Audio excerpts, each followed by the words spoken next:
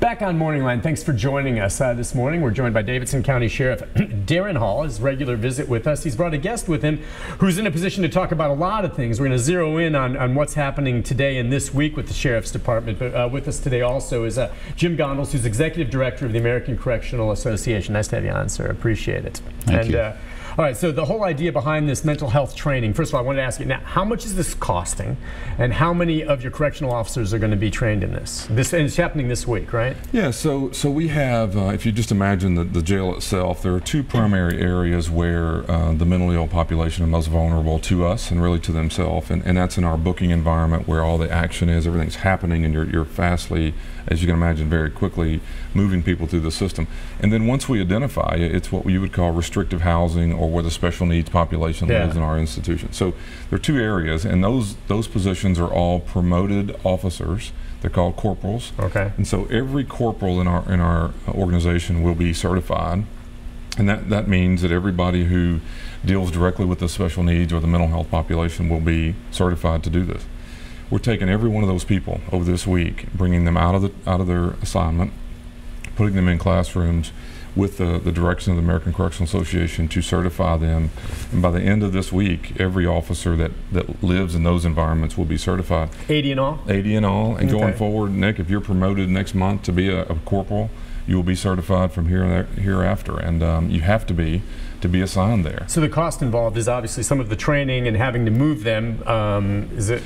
Yeah, somewhere around $100,000. Okay. And what we're saying is, and I think this is important, out of our budget, we spend a lot of money to train you to carry guns and use sprays and equipment. We spend a lot of hours teaching you how to physically handle people if they're going to act out. We don't spend the money needed to go commit to teaching you how to deal with de-escalation of a situation. And that's what this is. As I keep saying, it's much of a safety tool for you, the officer, as the guns and the weapons and issues. So that makes sense. And I know now you're going to be the first jail in the country to do this. Now, Jim, you were saying during the break that this is already being done in state prisons. Well, we've just begun it in state prisons. Is there a track record yet to show how this has had a? I mean, it certainly makes sense, but you want to see proofs in the pudding after it's been around a while. We don't have a track record yet. We've just started in Tennessee and North Carolina, and getting ready to, I think, start in some other states, because the mentally ill, unfortunately, are in juvenile facilities, community corrections, local jails, and state prisons, and the federal system too. So we're trying to ensure that people are equipped to train with individuals with mental illness in all of those segments of corrections. It makes sense on so many levels, and we cover it in the news business a lot. But you know what happens behind bars sometimes. You were saying at the jail here, what, every week, how many suicide attempts? 6 to 8 active suicide attempts. Someone's trying to hurt themselves. Right. When I say active, it's my own terminology that we use. That means that I have something around my neck. I'm trying to do. Cut themselves somehow. Cut themselves. We had one of the more bizarre situations about 3 or 4 months ago where an individual was trying to drown himself in the toilet. And I'm not saying threatening it. I'm talking about diving into the toilet, and was almost successful, Nick. I mean, I could go on and on. Where every week we had 14 medcoms last weekend. That's a medcom is an ambulance run out of booking. That means an ambulance pulled up the booking room 14 times to take someone directly to the hospital, because they're, and quite frankly, several of those are the opioid issues we're dealing with on overdose. But you've got so much going on in an environment like that, and when you're trying to assess the situation and then try to get them proper medical mental health care, a lot of times the people who are dealing with them are frontline officers, right? These people are there to manage a situation, but we're asking them to be quasi-psychologists, quasi-social workers, to make sure that they're dealing with it with the appropriate way. And it's just an interesting, I mean, you hear me complain about this all the time. We run the largest mental health institution in the city. You've always said that. Inside of this world. And so while we're doing that, we probably haven't prepared the staff to deal with them.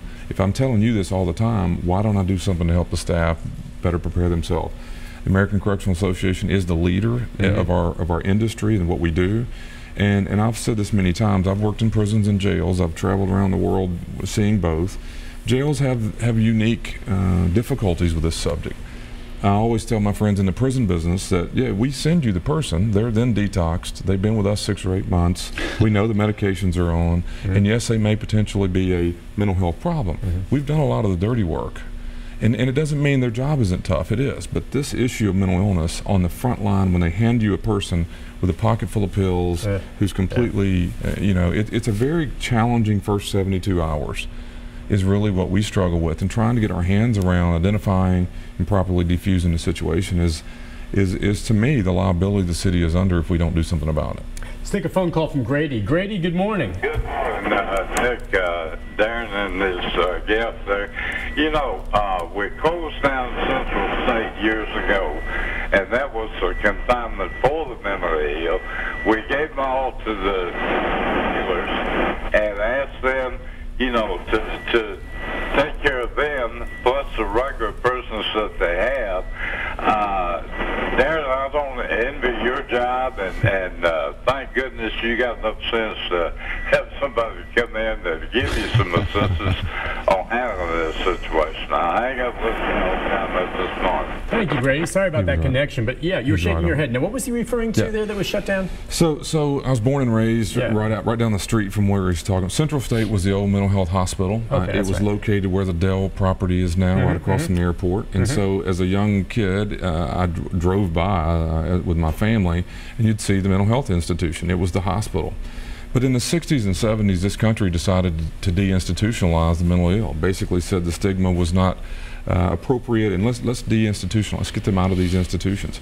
The reality was we didn't deinstitutionalize them, we just reinstitutionalized them in what we now call corrections. And so it's costing you and I taxpayers far more money to do it the wrong way. And we don't have the hospital like Central State that he mentions, and we don't have that location. And so what you do, you go to Kroger's, you walk into the parking lot and someone's laying there counting elephants that aren't really flying over, you call the police. That's what everybody does. And so the police pick that person up, they bring them to the location that is now called the jails, and they drop them off. The family is satisfied, they're out of the environment of the street. The person who made the phone call thinks the problem's solved, and then corrections and law enforcement. And what do you do? Yeah, without the training, that's the, all right, because that's getting to the part of where someone's watching this and they're saying, okay, I see how this might help the inmates and certainly make things safer for the correctional officers. How does this ultimately help save money for the taxpayer?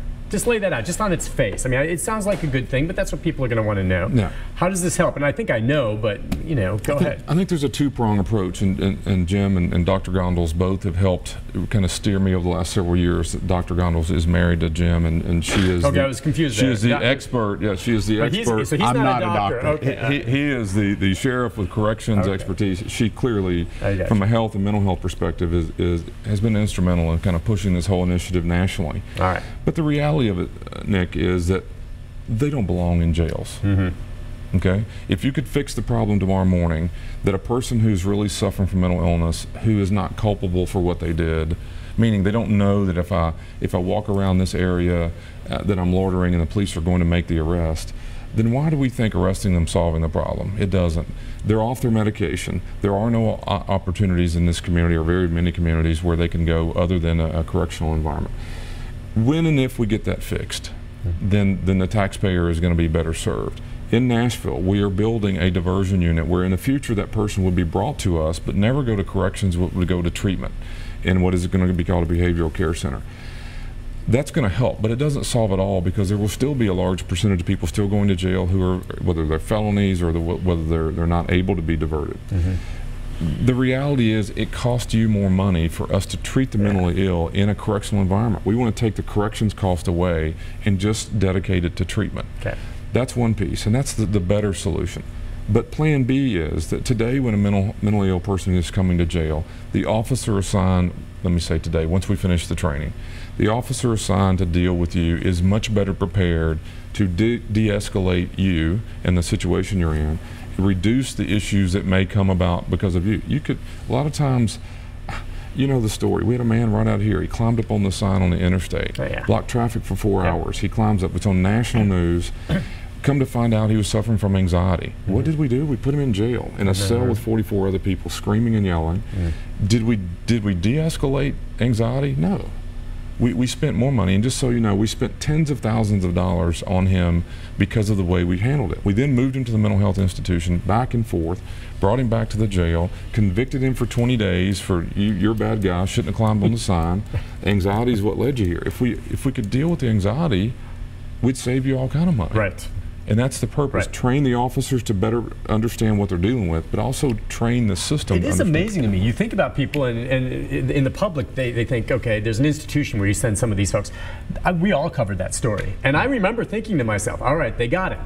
And now he's Daron's problem. And I'm like, they don't have doctors there dealing with someone who's got a psychological problem. This guy's obviously got issues. And boom, he's at the jail. And I'm like, what on earth makes you qualify? And it's not your fault. That's where they send him. And so this is a long time coming. It makes sense on so many levels, and it saves money. Yeah, I mean, I think if tomorrow morning 40% of the people were severely obese, being dropped off at the front door, and they wouldn't even fit through the door, and we couldn't get them in the beds, and we couldn't transport them, we as a society would do something about obesity.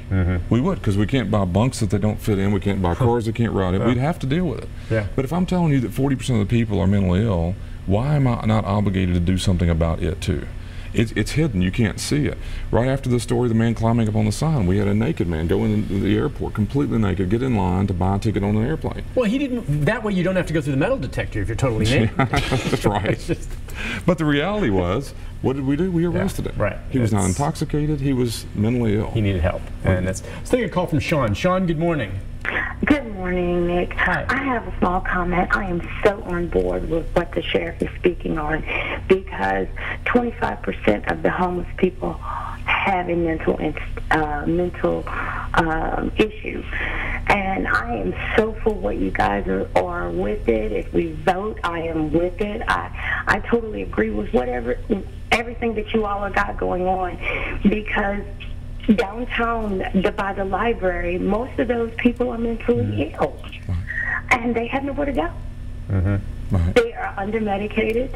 We go and we feed them on Tuesdays, but it's just that someone needs to evaluate those group of people and place them somewhere, because that's part of our homeless population.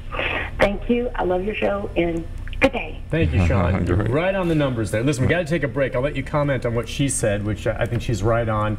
And we'll take more of your calls, questions, and comments you may have about this or something else regarding the jail or the sheriff's departments. The number 737-7587. We've got some lines open. We've got a busy show as well, so we'll be back right after this. Stay with us. I guess